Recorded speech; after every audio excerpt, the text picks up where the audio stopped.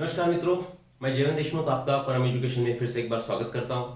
देखिए, नीट की तैयारी करना है, डॉक्टर बनना है, नीट में फर्स्ट अटेम्प्ट में ज़्यादा से ज़्यादा अच्छे अंक प्राप्त करके अच्छे कॉलेज में एडमिट होना है, एडमिशन कराना है, ये सब चीज़ें ठीक है। लेकिन हम इन सब नीट की प्रिपरेशन हम कब से शुरुआत करते हैं? जब भी हम 11वीं कक्षा में प्रवेशित हो गए या तो हमारा प्रवेश निश्चित हो गया, उसके बाद ही हम क्या करेंगे, नीट की तैयारी शुरू करेंगे। लेकिन आजू बाजू में अगर आप आज ऑब्जर्व करोगे तो एक सिंपल सी चीज़ नजर आएगी। 70% से भी ज़्यादा, 70% से भी ज़्यादा स्टूडेंट्स, विद्यार्थी ये रिपीट करने में लगे हुए हैं। ये कोई ग्रेजुएशन का कोर्स नहीं कि जिसमें आपको कोई सर्टिफिकेट मिलेगा और directly you will be into the job, right. तो जीवन के दो दो तीन तीन एक्स्ट्रा साल अगर नीट की तैयारी में हम डाल देंगे तो फिर दिन ब दिन बढ़ने वाली कंपटीशन जो है तो उसमें सर्वाइव करना थोड़ा सा मुश्किल हो जाएगा, थोड़ी सी दिक्कत हो जाएगी। अब आइडियली हमने क्या करना चाहिए? आइडियली द नीट प्रिपरेशन और जो जो भी हमारे राष्ट्रीय स्तर पर जितनी भी परीक्षाएं होती है तो उसकी तैयारी एक बेसिक लेवल से होनी चाहिए, 8वीं कक्षा से होनी चाहिए। छोड़िए 8वीं कक्षा भी छोड़ दीजिए, 9वीं कक्षा से अगर आप नीट की तैयारी करते हो, मैं तीनों विषयों के बारे में बात कर रहा हूँ। फिजिक्स है, नीट में क्या होगा? नीट में होगा आपका फिजिक्स है, केमिस्ट्री है, बायोलॉजी है। अगर इन तीनों विषयों की तैयारी आप 9वीं कक्षा से करोगे, 9th स्टैंडर्ड से करोगे, तो 10th होने तक के more than 60-70% portion will be covered. 60 से 70% आपका जितना भी सिलेबस है वो वैसे भी कवर होने वाला है। और जब इसे बोलेंगे हम फाउंडेशन, नीट का फाउंडेशन, बायोलॉजी की नीट के फाउंडेशन में हम आज शुरुआत करने वाले हैं। तो बुनियादी टॉपिक, जो बेसिक टॉपिक है, that is the fundamental unit of life. अगर 9वीं कक्षा से ये पूरी फंडामेंटल्स हमारी क्लियर है तो 11वीं में जाने के बाद बड़ी ही आसानी से फर्स्ट अटेम्प्ट में ही आप नीट क्रैक करना, ये कोई बड़ी बात नहीं है, ठीक है। तो आज से हमारी कोशिश होगी स्लाइड्स पे ही नोट्स आपको प्रोवाइड कराना, हर एक चीज़, एक छोटी छोटी चीज़ों का कॉन्सेप्ट क्लियर करना, ये सब मेरी कोशिश रहेगी, पर्टिकुलरली बायोलॉजी सब्जेक्ट के बारे में, ठीक है। तो अभी बिना समय गंवाते हुए हम शुरुआत करेंगे the fundamental unit of life. अगर आप स्टेट बोर्ड प्रिपेयर कर रहे हो, महाराष्ट्र स्टेट बोर्ड की बात मैं कर रहा हूँ, या तो कोई भी स्टेट बोर्ड हो, स्टेट बोर्ड का सिलेबस वैसे भी थोड़ा सा डिफरेंट होगा एनसीईआरटी से। अगर स्टेट बोर्ड भी कर रहे हो या तो सीबीएसई से भी आप प्रिपरेशन कर रहे हो, तो भी दोनों भी केस में it is going to be helpful, right. तो हम शुरुआत करेंगे the fundamental unit of life. अब फंडामेंटल चीज हम किसे बोलते हैं? जो बुनियादी चीज होती है, जो पायाभूत चीज होती है, जो बेसिक चीज होती है, उसे हम बोलेंगे फंडामेंटल। मान करके चलिए इस टॉपिक में हम शुरू में ही जिक्र कर देंगे, शुरू में ही शुरू में नहीं, सॉरी, हम इस हेडिंग के अंडर क्या देखने वाले हैं, तो सेल ये टॉपिक है हमारा। तो सेल कैसी है, सेल के अलग अलग स्ट्रक्चर्स कैसे हैं, इनकी डिस्कवरी कैसी हुई, everything will be covered in this video, right, in this series. तो this is the first lecture of this series, ठीक है। अब फंडामेंटल चीज है, ठीक है।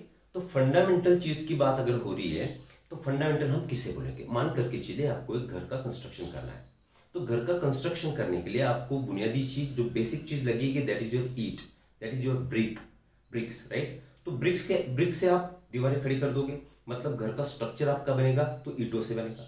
अब ईंटों से हमने दीवारें खड़ी कर दी, और दीवारों का फंक्शन क्या? तो हमें प्रोटेक्शन प्रदान करना, प्रोटेक्शन हमें दिलाना। किस चीज से प्रोटेक्शन चाहिए? हवा है, पानी है, ये आपका क्या बोलेंगे इसे, धूप है, इन सब चीजों से हमें प्रोटेक्शन करना, ये हो गया ब्रिक्स का फंक्शन। अब घर किस चीज से बना? तो ब्रिक्स से बना, मतलब स्ट्रक्चरल यूनिट जो है घर का वो हुआ ब्रिक। और फंक्शन क्या था? फंक्शन किसने किया? तो ब्रिक्स ने ही किया। मतलब basic structural and functional unit of your building or of your home is your brick. Similarly living body के बारे में अगर हम बात करेंगे तो बेसिक फंडामेंटल यूनिट जो होगा कि जिसके भरोसे हमारी बॉडी बनी है और जिसके भरोसे हमारी बॉडी की पूरी फिजियोलॉजिकल एक्टिविटीज हो रही है, ठीक है, पूरा मेटाबॉलिज्म हो रहा है, पूरी केमिकल रिएक्शंस हमारी बॉडी में घट रही है, हमारी एक्टिविटीज एक स्मूथली परफॉर्म हो रही है, तो ये सब एक चीज से होगा, और that unit will be your cell. That is why cell को हम क्या बोलेंगे? Basic structural and functional unit of life. Structural and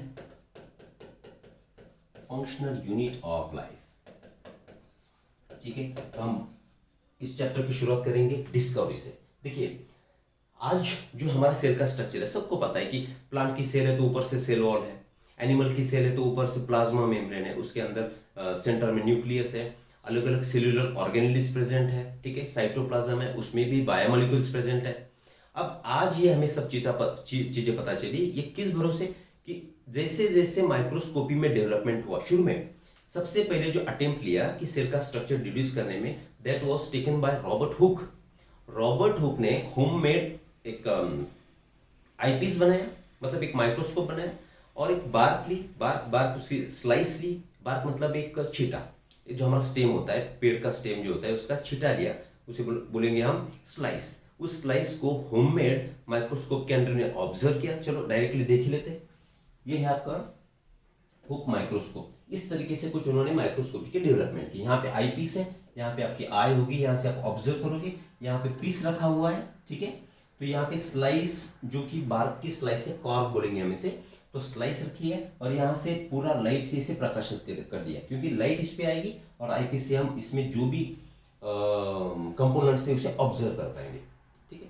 तो रॉबर्ट हुक ने 1665 में अटेम्प्ट लिया, और उनको जब उन्होंने ये आईपीस के माध्यम से जब स्लाइस का ऑब्जर्वेशन किया, कॉर्क का है तो बार्क का ऑब्जर्वेशन किया, तो उन्हें कुछ छोटी छोटी ऐसी रूम्स इसमें नजर आई।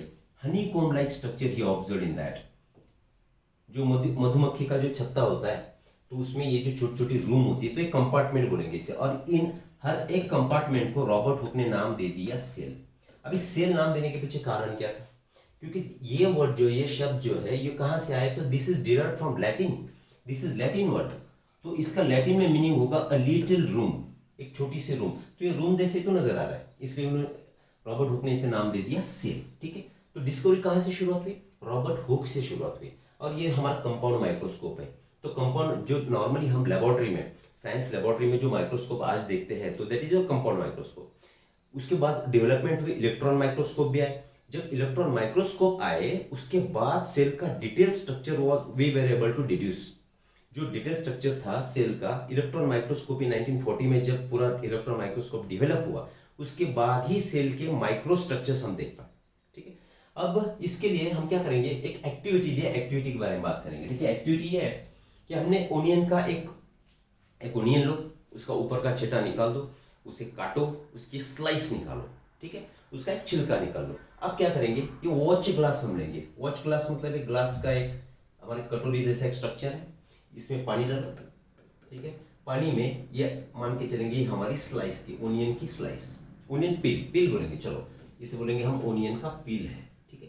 पील डाल दिया, थोड़ा सा साफ हो गया। इसके बाद हम इसमें एक डाई ऐड करेंगे, डाई, और उस डाई का नाम है सैफ्रनिन। अब ये डाई क्या है? देखिए डाई मतलब कलर, हम बालों को कलर करते हैं, डाई लगाते हैं, मतलब बाल उसे एक्सेप्ट करेंगे। अगर जैसे gram positive bacteria, gram negative bacteria, इसके बारे में भी हम इस सीरीज में बात करेंगे। लेकिन डाई सिंपल भाषा में समझ लो, डाई का मतलब होगा कलर, और स्टेन का मतलब होगा धब्बा। मान के चलिए एक पेपर है, आपने इंक का एक ड्रॉप उस पर रख दिया, तो उस पेपर का हो गया ब्लोटिंग, ठीक है ना, मतलब उसका हो गया स्टेनिंग, और उस पर धब्बा आ गया। सिमिलरली ये सैफ्रनिन ये डाई है, सॉरी मैंने ड्राई लिखा है इसे, डाई। ये सैफ्रनिन डाई ले लो, इसमें ऐड कर दो, मान के चलेंगे कि ये सैफ्रनिन डाई ऐड कर दी। अब थोड़ी देर बाद क्या करेंगे, इस स्लाइस को हटा दो, हटा दो मतलब बाहर निकालो। बाहर निकालने के बाद हम एक ग्लास स्लाइड पे इसे रख देंगे, ठीक है, एक ग्लास स्लाइड पे हमने इसे रख दिया।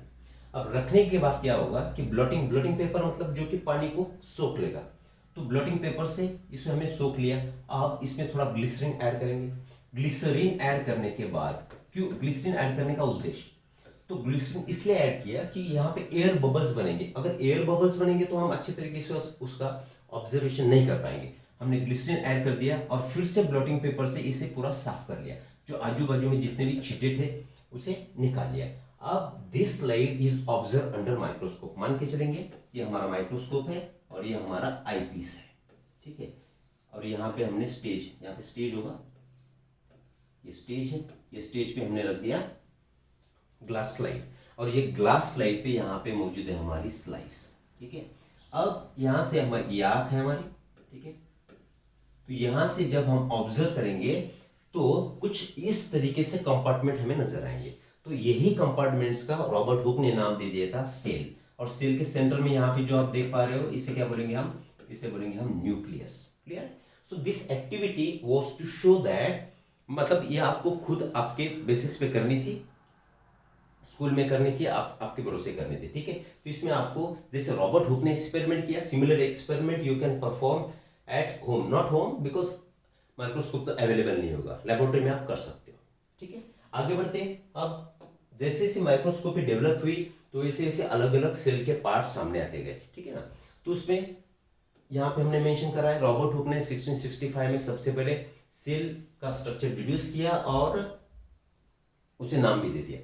सेकेंड, लियोन हुक ने फॉर द फर्स्ट टाइम ही स्टडीड लिविंग सेल।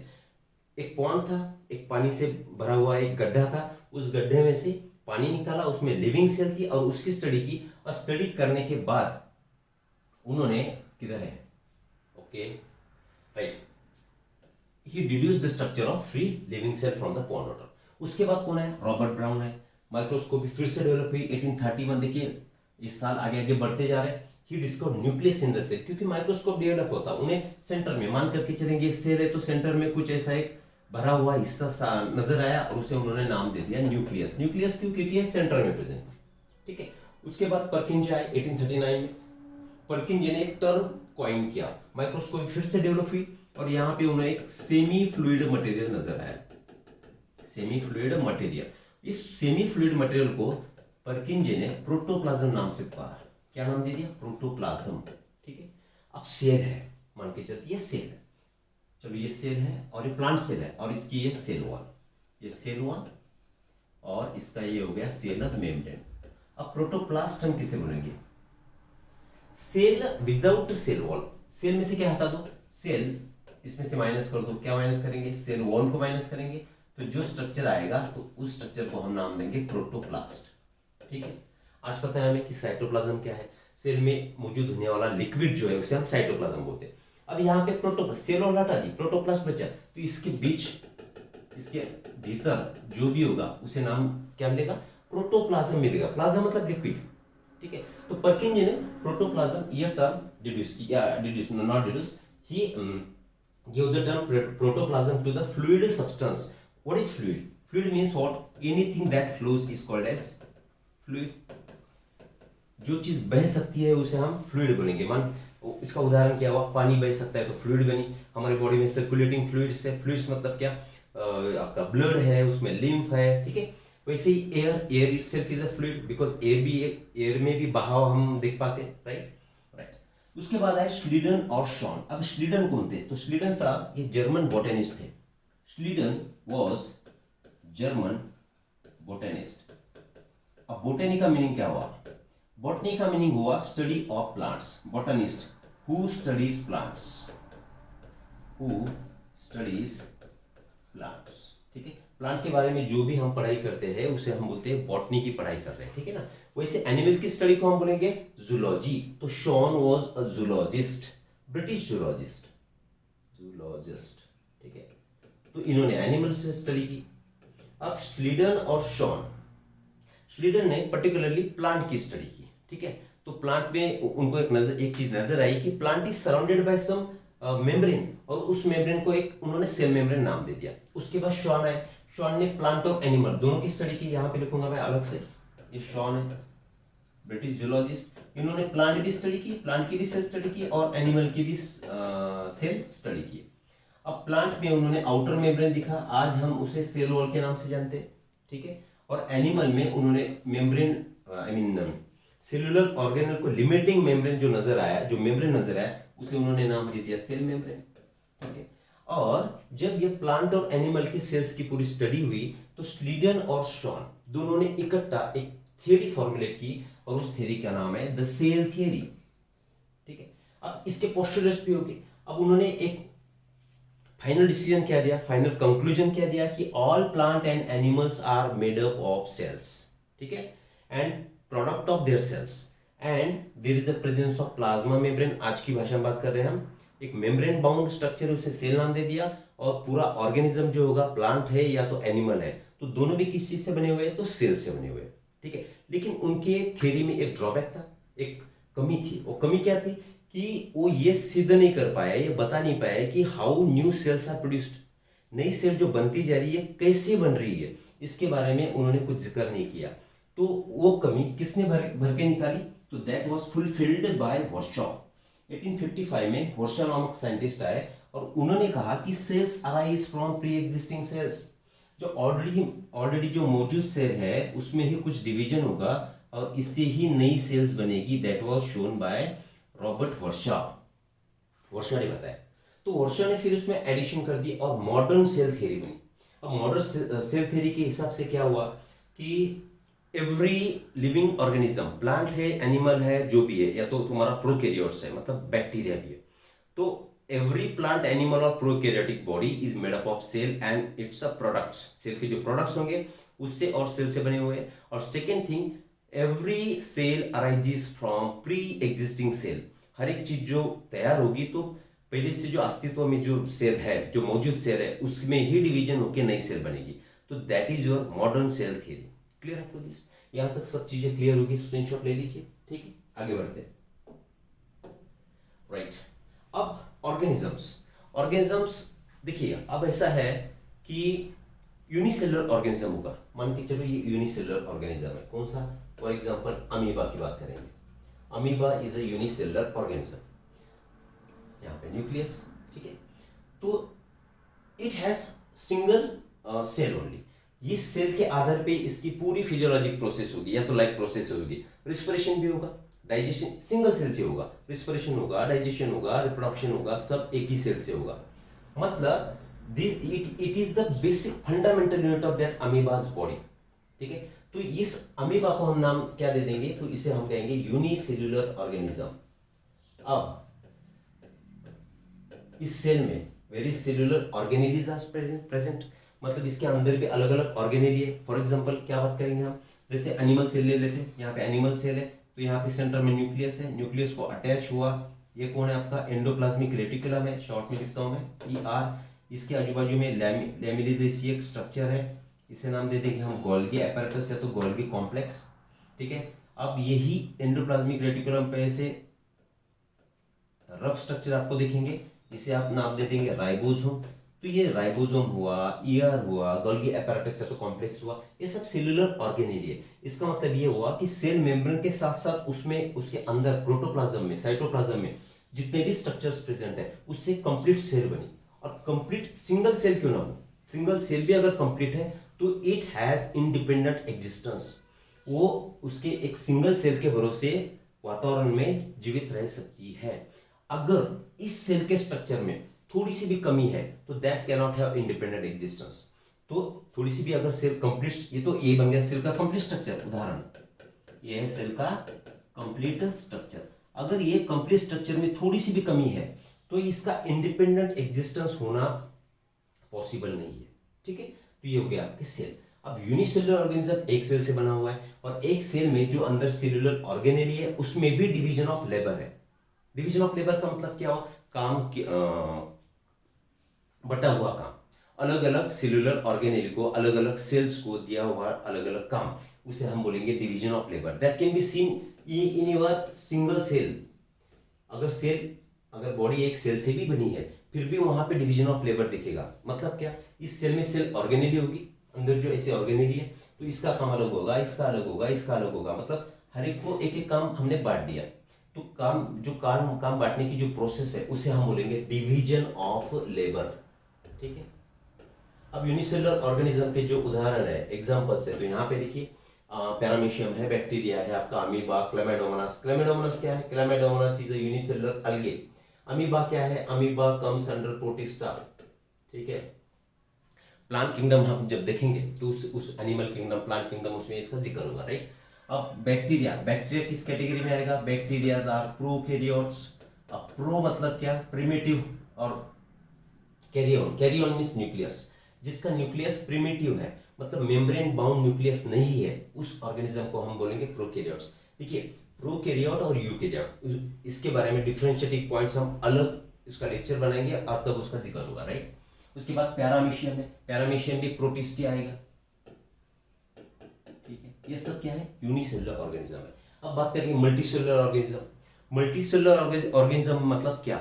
बहुत सारी सेल इकट्ठा हुई, उससे टिश्यूज बनी, ऑर्गन बना, और हर एक सेल का उसमें फंक्शन डिफरेंट होगा, तो उसे हम बोलेंगे multicellular organism. See many cells group together in a single body, बहुत सारी सेल्स इकट्ठा हुए एक बॉडी बनाए, उसे बोला हमने multi cellular organism, and assume different functions in it to for various body parts. अब जितनी भी मान के चलेंगे 1 मिलियन 10 लाख सेल्स की बॉडी बनी हुई है, तो उसमें से कुछ लाख सेल है अलग, उससे अलग बॉडी पार्ट बनेगा, और बॉडी पार्ट अलग क्यों बनेगा, उसका फंक्शन अलग होगा, और उसी चीज को हम बोलते हैं division of labour. Clear, division of labour, right. अब multi cellular organism examples animals है, प्लांट्स है और कुछ फंगस है, ये है सब बहुत सारी मिलियंस ऑफ सेल से बने हुए ऑर्गेनिज्म, तो उसके हुए उदाहरण। Every multi cellular organism has come from single cell. अब कोई मल्टी सेलुलर ऑर्गेनिज्म का मतलब क्या हुआ कि बहुत सारी मतलब लाखों करोड़ों की तादाद में उसमें सेल्स की संख्या है, राइट। अब ये इतनी सारी सेल्स बनी तो कैसे बनी, हाउ, तो उसका इसका उत्तर होगा सेल डिवीजन।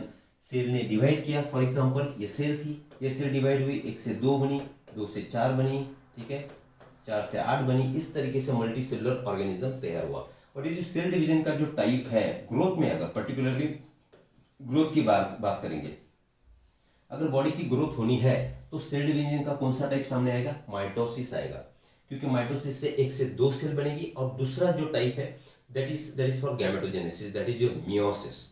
तो यहाँ पे मियोसिस की बात नहीं करेंगे, माइटोसिस की भी बात नहीं करेंगे, लेकिन simple how multi cellular organisms come from single cell, तो उसका उत्तर है it appears due to cell division. और सेल डिवीजन में भी जो मेन प्रोसेस है that is your mitosis. Clear, आगे बढ़ते हैं। एक्टिविटी है, देखिए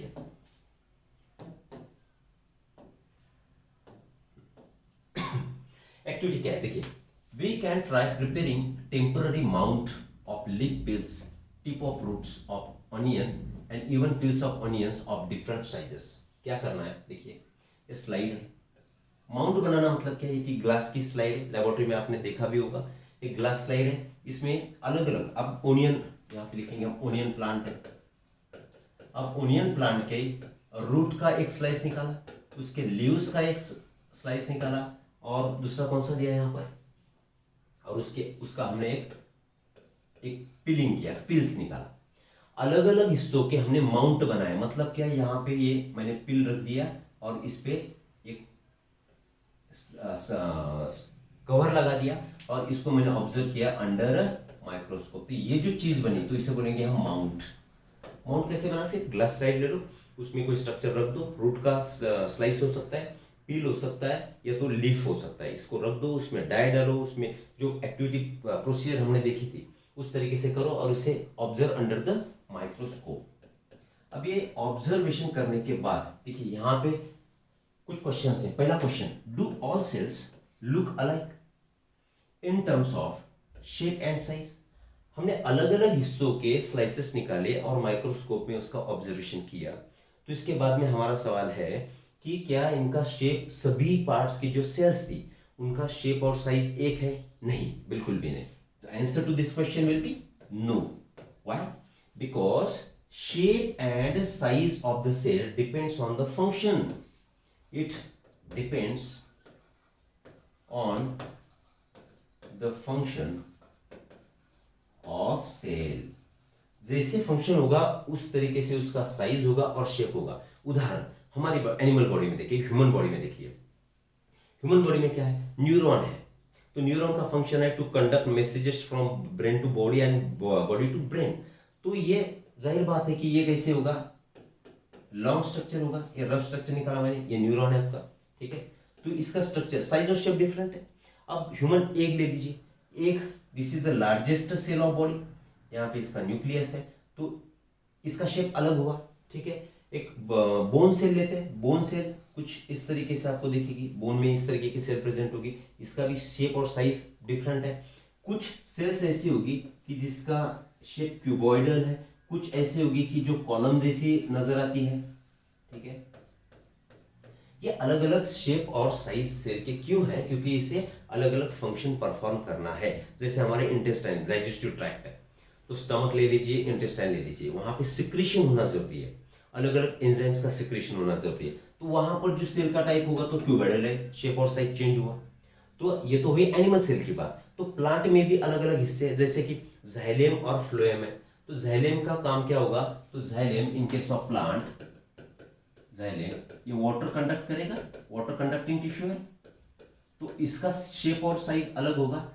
दूसरा क्या लेंगे, देखो फोटोसिंथेसिस करने वाली सेल होगी, फोटोसिंथेसिस नॉर्मली लीव्स करते हैं, फोटोसिंथेसिस, तो फोटोसिंथेसिस करने लीफ है, लीफ का अगर हम माइक्रोस्कोपिक ऑब्जर्वेशन करेंगे तो सबसे ऊपर एक लेयर दिखेगा, उसे हम बोलेंगे क्यूटिकल आया, ये अलग है। इसके नीचे आएगा एपिडर्मिस आएगा आपका, मतलब ऊपर का लेयर, उसके बाद ऐसे परेंकाइमा सेल्स होती है, देखेंगे इसके बारे में बात करेंगे अपन अलग से। तो ये परेंकाइमा मतलब इसका भी शेप अलग हुआ, मतलब इस शेप का सॉरी, ये पहले क्वेश्चन का आंसर क्या है, do all cells look alike, नहीं, एक जैसी नहीं होती है, दिखती भी नहीं है। इन terms of shape and size, size भी सेम नहीं है, शेप भी सेम नहीं है। क्यों? क्योंकि हर एक का फंक्शन अलग है, और जैसे फंक्शन होगा वैसे उसकी साइज और उसका शेप होगा। ठीक है, नेक्स्ट क्वेश्चन क्या है, do all cells look alike in structure? No, structure भी एक जैसे नहीं हो सकता। देखिए यहाँ पे स्ट्रक्चर अलग अलग दिख रहे हैं, तो हर एक सेल के डिफरेंट बॉडी पार्ट की जितनी भी सेल्स होगी उसका स्ट्रक्चर भी एक जैसे नहीं होगा। Could we find differences among cells from different parts of plant body? Yes, there are differences, there are differences। जैसे कि ये यहाँ पे देखिए, ये मेसोफिल सेल है, लीफ में पाई जाती है, इसका शेप अलग है। जाइलम में ट्रेचेड एलिमेंट है, तो ट्रेचेड कैसे रहेगा, ये समवॉट टैपरिंग मतलब दोनों भी साइड से जो एंड हो गया अपाइकल पार्ट जो होगा वो कैसे होगा, थोड़ा सा नैरो होगा, तो ये भी स्ट्रक्चर अलग है इसका। ठीक है, तो इसका भी आंसर नो हुआ। What similarities could be find? अब जो ओनियन के अलग अलग हिस्सों के हमने ऑब्जर्वेशन किए तो उसमें कुछ साम्यता, एक सिमिलरिटी है क्या, तो है। क्या सिमिलरिटी है?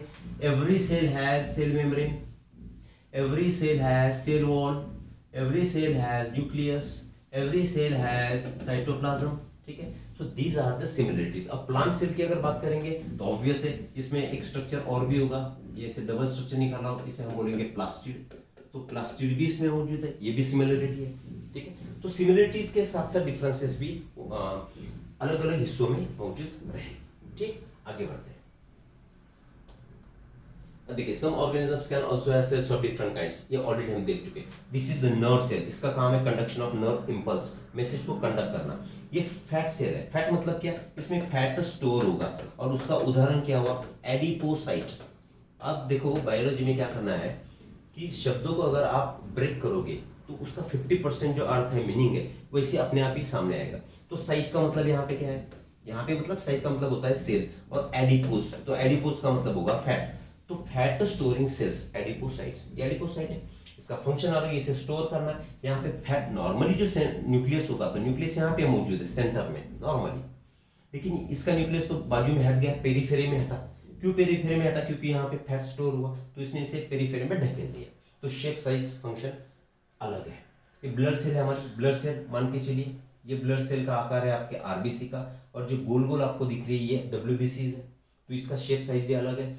यहाँ पे स्मूथ मसल सेल है, कैसे दिख रही है, टैपरिंग दिख रही है, यहाँ पे फाइबर जैसी स्ट्रक्चर दिख रहा है। कहीं ये अपना एग है, ओहम मतलब एक लार्जेस्ट सेल। कहने का स्पर्म है, स्पर्म यहाँ पे देखिए, उसको एक हेड है और टेल है। कहने का मतलब ये कि हर एक सेल का साइज और shape depending on the function it is fixed, more or less similar. और खास करके जो न्यूरॉन जैसी सेल होगी तो इसका साइज और शेप तो फिक्स्ड ही होना है। क्लियर? चलो आगे बढ़ते हैं। Shape and size of cells are related to specific function they perform, we have seen this. देखा हमने, अमीबा हैव चेंजिंग शेप। अब देखिए ये अमीबा की शेल है, तो इसका शेप तो कॉन्स्टेंटली बदलते रहेगा। अब अमीबा है तो इसमें न्यूक्लियस है, और ये क्या है इसका प्रोटोप्लाज्म। क्या हुआ? साइटोप्लाज्म बोलिए या तो प्रोटोप्लाज्म बोलिए। अब एक प्रोटोप्लाज्म ये लिक्विड है, अगर लिक्विड में कुछ मूवमेंट हुई तो उसका ऑब्वियस है, जाहिर है कि इसका शेप भी बदलेगा। अब मान के चलेंगे प्रोटोप्लाज्म में क्या हुई, अभी मूवमेंट हुई है ना, तो इसका शेप मान के चलेंगे इस तरीके से कुछ बना, तो ये शेप बना, तो ये शेप, ये पैरो जैसे शेप यहाँ पे दिख रहा है, फिट जैसा शेप दिख रहा है, तो हम इसे नाम दे देंगे pseudopodia. Actually pseudo means false, गलत, डिसीविंग, फंसाने वाला, तो ये फॉल्स है। पोडिया मतलब क्या? लेग्स। अबे अमीबा की ओरिजिनल लेग्स है क्या? नहीं, लेग्स नहीं है, लेकिन ये स्ट्रीमिंग मूवमेंट हुआ, उसका शेप बदला। तो कहने का मतलब है कि हर एक सेल जो होगी तो तो उसका शेप फिक्स नहीं होगा। उदाहरण हमने दिया अमीबा का, ठीक है। Cell shape could be more or less fixed, nerve cell have typical shape. Amoeba पे तो चेंजिंग शेप था, लेकिन नर्व सेल जो हमारी न्यूरॉन है उसका शेप तो nearly it will be fixed all the time. Each living cell has capacity to perform certain basic function. हर एक लिविंग सेल कुछ तो भी बेसिक फंक्शंस करने वाली है, and that is the characteristic of living forms. Characteristic ये क्या खास बात है, क्या बोलेंगे तो वैशिष्ट्य बोलेंगे। खास क्या खास बात होती है, खासियत बोलेंगे, चलो खासियत। हर एक लिविंग फॉर्म की खासियत क्या है कि उसमें जो भी सेल्स मौजूद है उसका एक पर्टिकुलर बेसिक फंक्शन है, ठीक। चलो, how does a living cell perform this basic functions. अब जो लिविंग सेल है तो ये जो फंक्शन बेसिक फंक्शन है कैसे कर रही है, चलो आगे देखते हैं थोड़ा सा।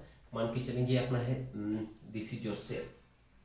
अब यहाँ पे भी बहुत सारी सेल्स है, ये सेल है, सेल सेल, ये भी सेल है, ये सेल, बहुत सारी हजारों लाखों सेल्स है। तो सेल इकट्ठा होकर के क्या बनेगा, अपना टिश्यू बनेगा, टिश्यू, ठीक है। सेल इकट्ठा हुई, सिमिलर काइंड ऑफ सेल्स, एक जैसी सेल्स इकट्ठा हुई और उससे बने टिश्यू, मतलब टिश्यू किससे बनी हुई, सेल से। और सेल में क्या मौजूद है, यहाँ पे न्यूक्लियस है, अभी निकाला था हमने, यहाँ पे आपका एंडोप्लाज्मिक रेटिकुलम है, यहाँ पे अपना गोल्गी apparatus है, ठीक है। यहाँ पे उदाहरण और क्या निकालेंगे, राइबोसोम, तो इस पे यहाँ पे भी राइबोसोम है, यहाँ पे भी राइबोसोम है। उसके बाद माइटोकॉन्ड्रिया है, ये माइटोकॉन्ड्रिया, ठीक है। और क्या निकालेंगे, अगर ये सेल आपकी प्लांट की है तो प्लांट की सेल में ये क्लोरोप्लास्ट भी है, ठीक है। ये अलग अलग स्ट्रक्चर है, यहाँ पे लिख देंगे थोड़ा सा, क्लोरोप्लास्ट है, ये है आपका माइटोकॉन्ड्रिया, ये है आपका एंडोप्लाज्मिक रेटिकुलम, ये है गोल्गी कॉम्प्लेक्स, ये है राइबोसोम और ये है आपका न्यूक्लियस, ठीक है। अब ये क्या हुआ, ये अलग similar structure is present here. Similar जो ऑर्गेनेलीज है, ऑर्गेनेली मतलब क्या, सेल के अंदर जो ऑर्गन्स है उसे हम बोलेंगे सेलुलर ऑर्गेनेली। यहाँ पे भी मौजूद है, यहाँ पर भी मौजूद है, और अलग अलग सेल इकट्ठा हुए टिश्यू बने। अब कहने की बात ये हो रही है, देखो ये जो सेल का टिपिकल फंक्शन है, मान के चलेंगे ये सेल का फंक्शन है सिक्रीशन। क्या है, सिक्रीशन, छोड़ो सिक्रीशन भी छोड़ो, इसका फंक्शन है कॉन्ट्रैक्शन। उदाहरण, कॉन्ट्रैक्शन करने वाली सेल ऐसे नहीं होती है, that is fibre like cell, contract करना है। तो ये सेल का एक्चुअल फंक्शन है कॉन्ट्रैक्शन, लेकिन सेल के अंदर जो सेलुलर ऑर्गेनेली है, मतलब ईआर है, न्यूक्लियस है, ये जितने भी सेलुलर ऑर्गेनेली है, इसका फंक्शन अलग है। गोल्गी कॉम्प्लेक्स का फंक्शन है लाइसोसोम को बनाना, लाइसोसोम का फंक्शन है किलिंग करना, जो डेड सेल है उसको मार देना। राइबोसोम का फंक्शन है प्रोटीन बनाना। अब माइटोकॉन्ड्रिया का फंक्शन है एटीपी बना के एनर्जी प्रोवाइड करना। ईआर का फंक्शन है अलग अलग है, या तो फैट भी बनाएगा, ठीक है, या तो प्रोटीन भी बनाएगा। और क्लोरोप्लास्ट का फंक्शन है कि फूड बनाना। देखिए हर एक, अभी कॉन्ट्रैक्शन में लिखा तो ये कट हो जाएगा, देखो यहाँ पे इसको कट कर देंगे, दिस इज कट, क्योंकि कॉन्ट्रैक्शन प्लांट में तो कॉन्ट्रैक्शन नहीं होगा, ठीक है नहीं। तो ये अलग अलग फंक्शन अलग अलग सेलुलर ऑर्गेनेली के, लेकिन इनका इकट्ठा जो भी परिणाम निकला तो परिणाम का निकला कॉन्ट्रैक्शन हुआ। इसका मतलब ये सेल का जो फंक्शन है तो इंडिविजुअल ऑर्गेनेली का वो फंक्शन नहीं हो सकता। फिर से एक बार, ये ऑर्गेनेल अलग से फंक्शन कर रही है, ये ऑर्गेनेल कंट्रोल कर रही है सबको, ये अलग कर रही है, ये अलग कर रही है, हर एक का अलग फंक्शन है, लेकिन सबका क्यूमुलेटिव इकट्ठा एकत्रित परिणाम, इसका परिणाम क्या हुआ कि उस सेल का कॉन्ट्रैक्शन हुआ। बात समझिए। अब बहुत सारी सेल्स इकट्ठा हुई, टिश्यू का एक पर्टिकुलर एक्स फंक्शन होगा, तो टिश्यू का जो एक्स फंक्शन है वो अलग है, लेकिन जो हर एक सेल इसमें मौजूद है इसका भी फंक्शन अलग होगा। बात समझिए। चलो आगे बढ़ते हैं।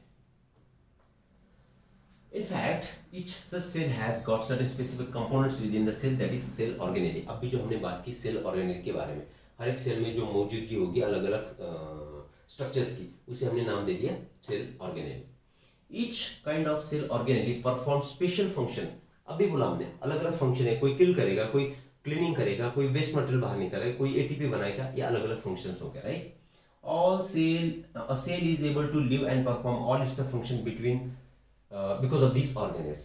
अभी हमने बात करी जो सेल फंक्शन कर रही है तो खुद नहीं कर रही, उसकी सेल्यूलर ऑर्गेनेली जितने फंक्शंस कर रही है तो उसका एकत्रित परिणाम जो है that is the function of your cell. These organelles together constitute the basic unit that is called as cell. Cell के अंदर जितने भी सेलुलर ऑर्गेनेल है उससे क्या बना हुआ है अपना बेसिक फंडामेंटल या तो structural and functional unit of life that is your cell. Clear. It is interesting that all cells are found to have the same organelle. सब सेल उसका ओरिजिन कुछ भी हो सकता है, उसका फंक्शन कुछ भी रहे या तो उसका ओरिजिन कुछ भी रहे, कहीं पे भी वो मिले, राइट, लेकिन उनमें जो कॉमन बात होगी, कॉमन बात क्या होगी, तो उसमें cellular organelle are same. Clear up to this. आगे देखते हैं क्या है. नो, ठीक है. अब यहां तक के सब बेसिक चीजें, एक इंट्रोडक्टरी पार्ट बोल सकते हैं हम इसे. इंट्रोडक्टरी पार्ट हमारा कंप्लीट हुआ सेल के बारे में. नेक्स्ट लेक्चर में हम शुरुआत करेंगे अलग अलग सेलुलर ऑर्गेनेल की, या तो सेल से एसोसिएटेड जुड़ी हुई सब चीजों का अभ्यास हम इसके बाद ये लेक्चर सीरीज में करेंगे. ठीक है. आशा करता हूँ आपको ये समझ आया होगा. अगर आपके कोई सुझाव भी है तो कमेंट बॉक्स में आप डाल सकते हो, और इससे रिलेटेड जितने भी वैकल्पिक प्रश्न है हमारे ऑब्जेक्टिव क्वेश्चन से, वो भी हम उसकी भी सुविधा प्रोवाइड करेंगे. Thank you very much.